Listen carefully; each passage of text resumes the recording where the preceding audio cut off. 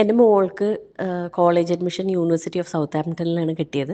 അപ്പോൾ ആദ്യം ഓർത്തത് ഈ സൗത്താംപ്ടണിൽ നിന്നല്ലേ നമ്മുടെ ടൈറ്റാനിക് ന്യൂയോർക്കിലേക്കുള്ളവളുടെ കന്നി യാത്ര പുറപ്പെട്ടേന്ന്. അപ്പോൾ മോളെ വിടാൻ പോകുമ്പോൾ എന്തായാലും ആ പോർട്ട് പോയി കാണണം എന്നൊക്കെ ഞാൻ തീരുമാനിച്ചിട്ടുണ്ടായിരുന്നു.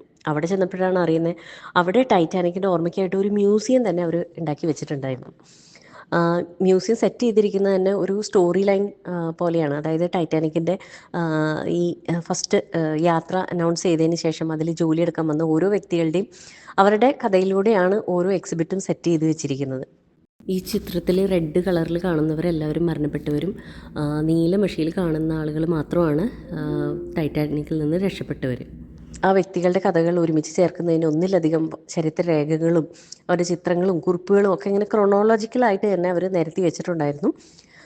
ടൈറ്റാനിക്കിൻ്റെ ആദ്യ യാത്രയ്ക്ക് അവരെടുത്ത തയ്യാറെടുപ്പുകൾ, യാത്രക്കാരുടെയും ജീവനക്കാരുടെയും അവർക്ക് വേണ്ടി എടുത്ത യാത്രാ സൗകര്യങ്ങൾ, ഫുഡ് ആൻഡ് ബാക്കി റിക്വയർമെൻറ്റ്സ്, പിന്നെ ഐറ്റംസ് എന്തെല്ലാം ഐറ്റംസ് അവർ സ്റ്റോറേജ് ചെയ്ത് വെച്ചു, അതിന് എത്ര അളവ്, അങ്ങനെയൊക്കെ കൃത്യമായിട്ട് എല്ലാം അവർ ഈ മ്യൂസിയത്തിൽ രേഖപ്പെടുത്തിയിട്ടുണ്ടായിരുന്നു.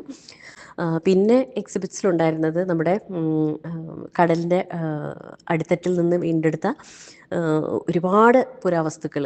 അതായത് ഈ യാത്രക്കാരുടെ ആഭരണങ്ങൾ, വസ്ത്രങ്ങൾ, ഫോട്ടോഗ്രാഫുകൾ, പുസ്തകങ്ങൾ, പിന്നെ പഴയ ഫർണിച്ചറുകൾ, ഷാൻഡിലിയേഴ്സ്, പിന്നെ വെള്ളിപ്പാത്രങ്ങൾ, പിന്നെ ഒരു ആഡംബര കപ്പലായിരുന്നല്ലോ, അപ്പോൾ അതിൻ്റെ ഇൻറ്റീരിയറിൽ നിന്നുള്ള ഒരുപാട് അലങ്കാര സാധനങ്ങളും അവർക്ക് റിട്രീവ് ചെയ്തത് മുഴുവൻ അവർ ഈ മ്യൂസിയത്തിൽ സെറ്റ് ചെയ്ത് വെച്ചിട്ടുണ്ടായിരുന്നു. പിന്നെ ഇത് കൂടാതെ സുരക്ഷാ ഉപകരണങ്ങൾ, അതായത് ലൈഫ് ജാക്കറ്റ്, ലൈഫ് ബോട്ടിൻ്റെ അവശിഷ്ടങ്ങൾ, അങ്ങനെ ഒരുപാട് കാര്യങ്ങൾ, അതായത് ടൈറ്റാനിക്കായിട്ട് റിലേറ്റഡ് എന്തൊക്കെയുണ്ടോ അതെല്ലാം അവർ ഈ മ്യൂസിയത്തിൽ അവർ ഉൾപ്പെടുത്താൻ ശ്രദ്ധിച്ചിട്ടുണ്ടായിരുന്നു. ഈ മ്യൂസിയം വിസിറ്റിൽ എനിക്ക് ഏറ്റവും ടച്ചിങ് ആയിട്ട് തോന്നിയത് ആ ഒരു ദുരന്തത്തിൽ നിന്ന് അതിജീവിച്ച് വന്ന് അല്ലെങ്കിൽ രക്ഷപ്പെട്ടവരുടെ ഇൻ്റർവ്യൂസൊക്കെ വിഷ്വലായിട്ടും കൂടി അവിടെ കാണിച്ചിട്ടുണ്ടായിരുന്നു. And then a most terrible explosion. And of course, right after the explosion, she went down slow like that.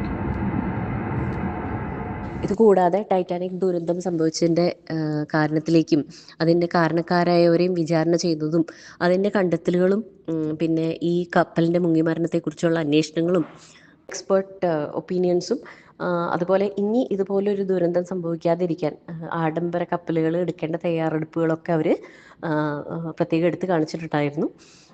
സത്യം പറഞ്ഞു കഴിഞ്ഞാൽ ഈ മ്യൂസിയം വിസിറ്റ് ഒരു ഹാപ്പി എക്സ്പീരിയൻസ് ആയിരുന്നു എന്ന് ചോദിച്ചു കഴിഞ്ഞാൽ എനിക്ക് ട്രൂത്ത്ഫുള്ളി യെസ് എന്ന് പറയാൻ പറ്റില്ല. ഈ ഒരു മ്യൂസിയം വിസിറ്റിൽ അതിൽ സഞ്ചരിച്ച യാത്രക്കാരുടെയും ക്രൂ അംഗങ്ങളുടെയും അവരുടെ സ്വകാര്യ കഥകളൊക്കെ നമ്മളിങ്ങനെ കേൾക്കുമ്പോഴും കാണുമ്പോഴും വായിക്കുമ്പോഴൊക്കെ സത്യം പറഞ്ഞു കഴിഞ്ഞാൽ നമുക്കറിയുന്ന ആർക്കൊക്കെയോ എന്തോ വലിയൊരു ദുരന്തം സംഭവിച്ച ഒരു ഫീലായിരിക്കും. ഭയങ്കര നെഞ്ചിനകത്തൊരു വലിയ ഭാരത്തോടു കൂടിയാണ് ഞങ്ങൾ മ്യൂസിയം വിസിറ്റ് കഴിഞ്ഞ് പുറത്തേക്ക് ഇറങ്ങിയത്. കുറച്ച് നേരം ഞങ്ങൾക്ക് രണ്ടുപേർക്കും ഒന്നും മിണ്ടാൻ പറ്റാതെ ഞങ്ങൾ അവിടെ ഒരു ബെഞ്ചിലിരുന്ന് കരഞ്ഞു പോയി എന്ന് തന്നെ പറയാം.